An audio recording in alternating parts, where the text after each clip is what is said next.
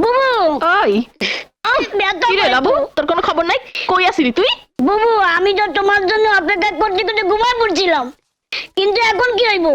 2 দিন ধরে বুবু তুমি উদাও, এদিকে মহাজন তোমার খুঁজা খুঁজা কেমন কুত্তা হয়ে গেছে। কেন? গিয়াসুদ্দিন মহাজনটা তো কইয়াই দিছি, আর ওই সব সোরাই মদের সাপ্লাইয়ের কাম আমি করতে পারুম না। তুমি কইলে কি হইব? মহাজন কইছে এই লাইনে থাইকে তার কাম না করে কোনো উপায় নেই। আরে বেটা, আমি তার বুলডোজার না যে আইন বেআইনের সব বাধা ভাঙে আমি চইলা যাবো। তা জানি না, মহাজন কইছে আজ 10টার মধ্যে তার মাল নিয়ে যদি তুমি জায়গা মতো না পৌঁছাও তাহলে তোমার মারে বাড়ি থেকে বাড়ি করে দিব, তোমার আমার সবার ঘর বাড়ি ভেঙে তছনছ করে দেবে। কি শালা, গিয়াসুদ্দিন মহাজনের পেটে কত গ্যাস জমছে আজ আমি দেখা ছাড়ুম। চল চলো। আরে বাপরে, সেই পুরানাটা যে আঠা লাগলে পরে সারে না। আচ্ছা, কি হলো? লাবু, গ্যান্ডারি, গ্যান্ডারি মানে কুষার, কুষার মানে আখ। কিনাই তো টাকা দিতে আইলাম। লাবু চল। আরে দাঁড়ান দাঁড়ান। লাবু ব্যাগটা নে তো। আচ্ছা না না, কিছু নাই, ব্যাগে কইতাছি শাড়ি ব্লাউজ পেটিকোট এইসব আর কি। দেখি দেখি ব্যাগটা দেখি। না, না। দাঁড়ান। না। আরে ব্যাগটা দেখতে দেন। দেখবেন? দেখবেন? দিচ্ছেন না কেন? দেন। দেখেন মালগুলো সব দেখতে নিয়ে যাই। যান, কিন্তু আমার বুবুরে নিয়ে যান না। আমার মারে না মহাজন ঘর থেকে বাইর করে দিছে। এ লাবু কনা হ্যাঁ সত্যি কথা। থাক, ছেড়ে দিলাম। থাকবো? নিলাম না। নিবেন না? নিবেন না? হুম? আপনি না খুব ভালো পুলিশ। দাঁড়ান, কি করে তোমার মহাজন? কি করে না, চুলায় মদ বানায় আমাকে বস্তিতে, মদের দোকান চালায়, আর গরিব মায়াকে ধইরা নিয়া জোর করে খারাপ কাজ করায়। পুলিশকে জানাওনি কেন? কোনো লাভ হয় না লাবু, কনা। পুলিশ যখনই আসে মদের কারখানা হয়ে যায় দুধের আড়ত। আর নারী ব্যবসার ঘর হইয়া যায় দুস্থ কল্যাণ কেন্দ্র। বস্তির মানুষেরা কিছু বলে না? না, গুন্ডাগো ভয় কেউ মুখ খোলে না। তার মদ সাপ্লাই আমি রাজি হই নাই বইলা আমারে। শুনেছি, তুমি যাও, মহাজন যা বলে রাজি হয়ে যাও। কি কয় স্যার? রাজি হয়ে যাব? হ্যাঁ, আমার উপর ভরসা রাখো, যাও। আসসালামু আলাইকুম। ওয়ালাইকুম আসসালাম।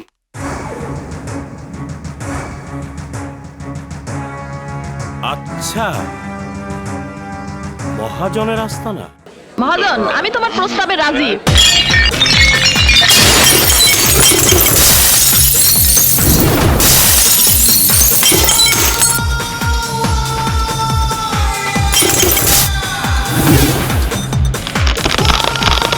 কেডারে তুই? গিয়াসুদ্দিন মহাজনের আস্তানায় হামলা করস? পরিচয় পরে হবে, আগে তোর মদ বানাবার লাইসেন্স দেখা। ওই জুম্মন, মন্টু, বাট্টু, অরে চিবাই নিয়া লাইসেন্সটা দেখাই দে।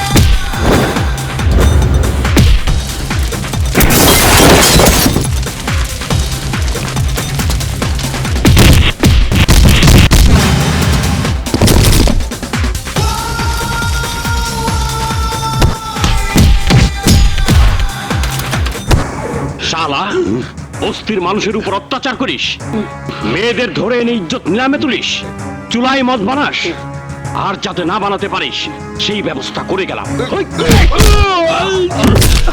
হাই উস্তাদের গায়ে আগুন লাগাই দিছে, এখন কি করি? নিবা কোন জায়গায় আগুন আরে আগুন তো লাগা গেছে। পানি মার, পানি মার। হারান দুলাভাই,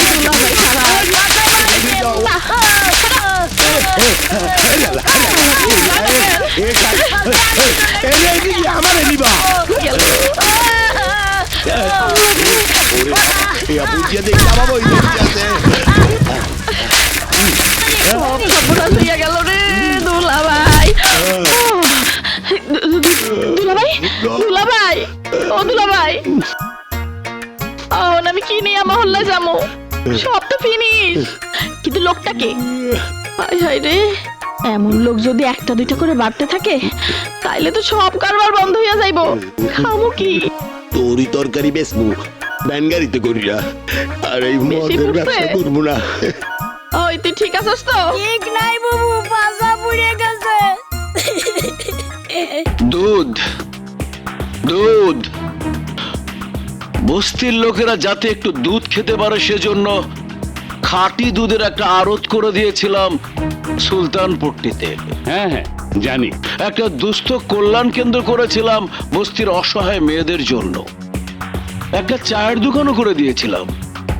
লোকাল থানার ওসি এসে সব দেখেও গেছে। জি, রিপোর্ট আছে আমার কাছে। থাকতেই হবে রিপোর্ট, কিন্তু কোথাকার কোন এক গুন্ডা এসে সেগুলো ভেঙে দিয়ে গেছে। তা কি জানেন? জানেন না। জানবেন কি করে? যদি ক্ষমতায় থাকতাম তাহলে ঠিকই জানতেন। আরে আপনারা যদি এইটুকু প্রোটেকশন দিতে না পারেন তাহলে সমাজ সেবা করবো কিভাবে, আর রাজনীতি বা করবো কিভাবে? আচ্ছা, লোকাল থানায় কোনো কেস করা হয়েছে কি? বস্তির গরিব মানুষ থানা পুলিশ করতে ভয় পায়, ওরা আমার মতো জনদরদি নেতার কাছেই আসে। আচ্ছা ঠিক আছে, ব্যাপারটা আমি দেখবো। জি জি, একটু দেখবেন।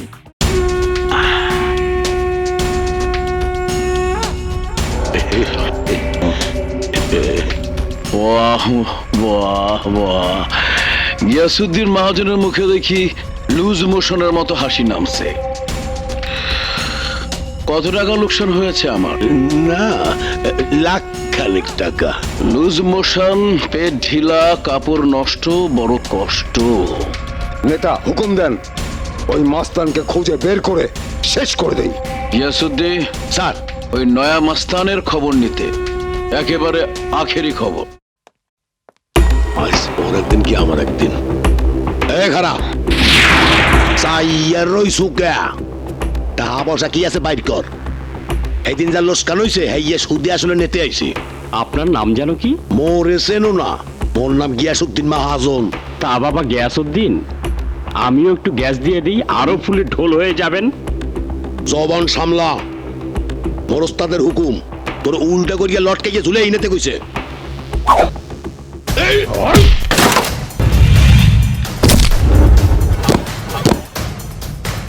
চশমাটা বোধহয় গেলে। আরে ধর!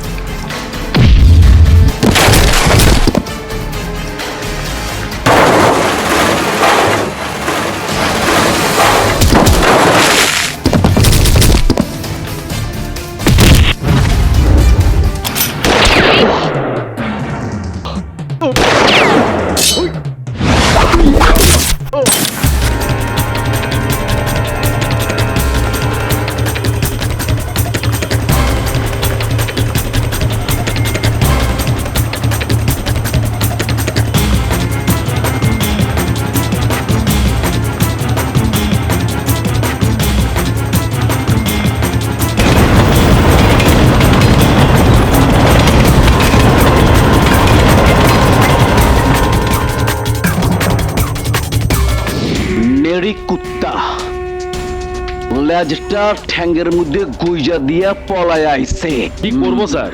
যেভাবে গিয়াসুদ্দিন মাহাজন আর কামাইলার 5টা গুন্ডাকে মেরে লুজ মোশন, পেট ঢিলা, কাপড় নষ্ট, বড়ই কষ্ট। এখন বুঝতে পারছস রবি চাকরি ছাড়ছে কেন? জি স্যার। ওর লুজ মোশন হয় নাই, পেট ঢিলাও হয় নাই। ও এখন একটা একটা কইরা সবার কাপড় নষ্ট করব, বড় কষ্ট দিব। হুকুম দেন নেতা, তার আগেই ওকে শেষ করে দেই। গুলি খাওয়া বাঘ রাস্তায় ঘুইরা বেড়ায় না, আড়ালে ওত পাইতা থাকে। সুযোগ বুঝা ঘাড়ে ঝাঁপ দিয়া পড়ে। ওকে এখন কোথায় পাবে? স্যার, ওর আরো এক বোন আছে, কলেজ হোস্টেলে থাকে।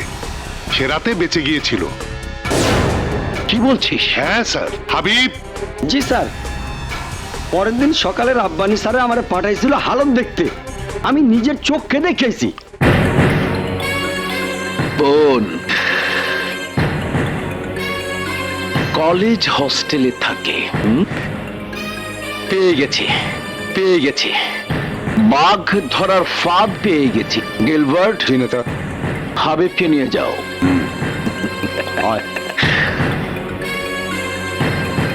বোন, রবির বোন। কিরে হাসি, কোথায় যাচ্ছিস? হাসপাতালে। হাসপাতালে কেন? এইমাত্র টেলিফোনে খবর পেলাম ভাইয়া অ্যাক্সিডেন্ট করে হাসপাতালে। আমি যাই রে।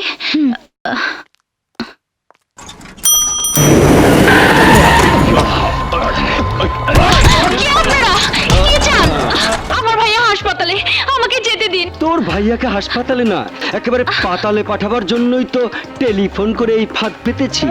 তোকে নিয়ে গিয়ে আটকে রাখবো, তোর ভাই যেখানেই থাক খবর পাবে, যাবে আর খুন হবে। এই, নিয়ে চল।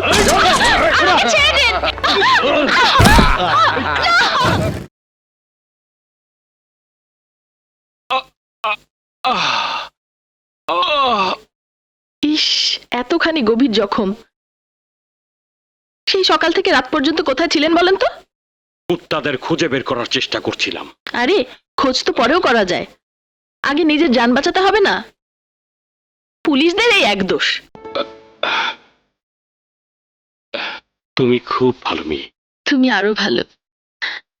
গিয়াসউদ্দিন মহাজন আমার উপর হামলা করতে পারে ভেবে এই জখম নিয়েও তুমি আমাকে বাঁচাতে এলে, কিন্তু এখানে থাকতে তো তোমার কষ্ট হবে। আমার জন্য ভেবো না, আমি বাইরে বারান্দায় বসে রাত কাটিয়ে দেব। তুমি শুয়ে পড়ো। চুপ, একদম চুপ। ঘর থেকে এক পাও বেরোবে না, চুপচাপ এখানে শুয়ে ঘুমাবে। তুমি কোথায় থাকবে? তোমার অসুবিধা হবে না? কোন পুরুষের কাছে কি অসুবিধা হতে পারে? মেয়েদের চোখ সেটুকু ঠিকই বোঝে। তাছাড়া লোকে তোমার দুর্নাম করবে। ব্যাস, কোনো কথা নাই, শুয়ে থাকো। শোনো, আমি কোনো লোকেরটা খাইও না, পড়িও না।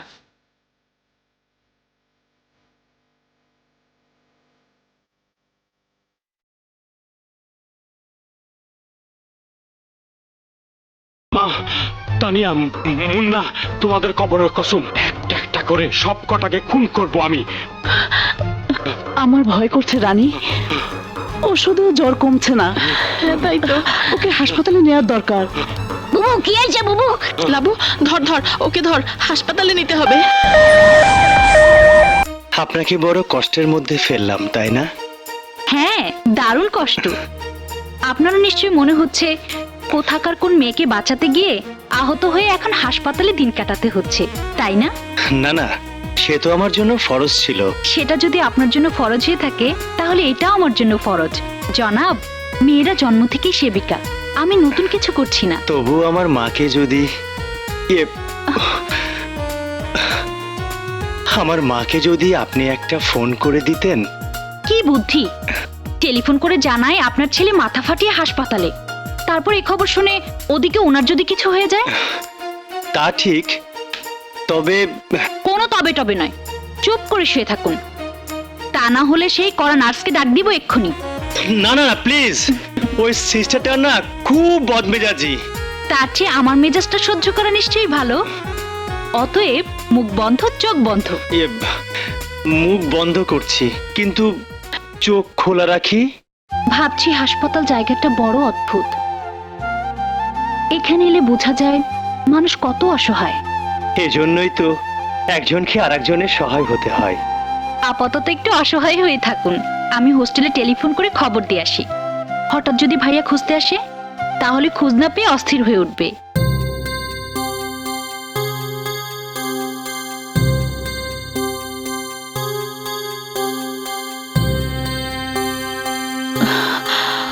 সময় মতো যে নিয়ে এসেছেন এটাই ভাগ্য। ইনফেকশন হয়ে গেছে, আর 2-4 দিন এভাবে থাকলে হাতটা কেটে ফেলতে হতো। এখন ভালো হবে তো? হ্যাঁ, জখম বেশ বড় হলেও মারাত্মক নয়, তবে অবহেলা করলে সামান্য রোগও কঠিন হয়ে যায়। এখন সম্পূর্ণ বিশ্রাম, নড়াচড়া করা একদম নিষেধ। জি মা, তোমরা ওর কাছে একটু থাকো, আমি ঘরে যাচ্ছি। টাকা নিয়ে ওর জন্য কিছু জিনিস কিনে আনতে হবে। বউ আমি আসবো।